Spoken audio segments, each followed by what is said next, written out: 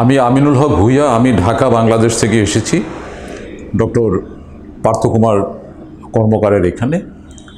পার্থ স্যারের সঙ্গে আমার প্রথম পরিচয় হবার পর আমার পরিস্থিতি দেখে, আমার পরীক্ষা নিরীক্ষা করে উনি আমাকে ওষুধ দিলেন, আমার দুই একটি পরীক্ষা করালেন।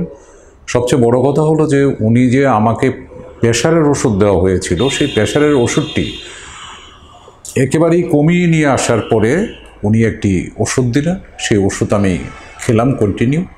তাতে করে আমার শারীরিক অবস্থা অনেক উন্নত হলো। মোট কথা হলো যে আমি যতটুকু জানতাম এবং ওনার কাছ থেকে, ডক্টর পার্থকুমার স্যারের কাছ থেকে আমি যে বিষয়টি সবচেয়ে আমার ভালো লেগেছে যে উনি হচ্ছেন একজন মানবিক চিকিৎসক। মানবিক চিকিৎসক কেন?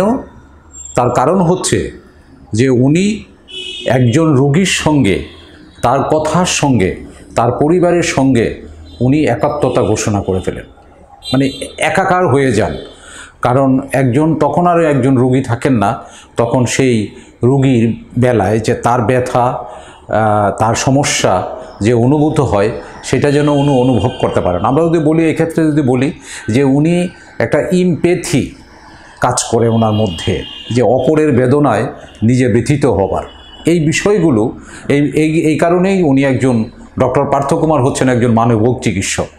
এবং আমি মনে করি যে আমাদের মতো মানুষ যারা, নিম্ন মধ্যবিত্ত মানুষ যারা, তারা সবসময় ডক্টর পার্থকুমার কর্মকারের কাছে যদি আসেন এবং আমরা আসি, তাহলে আমরা অনেক কিছু থেকে রিলিফ পাবো।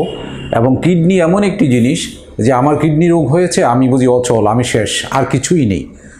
কিন্তু ডক্টর পার্থকুমার স্যারের এখানে এসে আমার যে জিনিসটি মনে হলো যে না, নিয়মতান্ত্রিকভাবে কিডনিকে নিয়ন্ত্রণ করে খুব সুস্থ এবং সুন্দরভাবে একজন মানুষ বসবাস করতে পারেন, জীবনযাপন করতে পারেন, এই বিষয়টি আমি এখানে জেনেছি। তাই আমি মনে করি যে এই মানবিক চিকিৎসক আরও যাতে করে ওনার কর্মক্ষেত্রকে আরও বাড়িয়ে নিতে পারেন, সেই সহযোগিতাই আমরা প্রার্থনা করছি। ডক্টর পার্থ কর্মকারের দীর্ঘায়ু কামনা করছি এবং সুস্বাস্থ্য কামনা করছি। সেই সঙ্গে এই মানবিক চিকিৎসকের জন্যে আমরা সত্যিকার অর্থেই কৃতজ্ঞতা প্রকাশ করছি।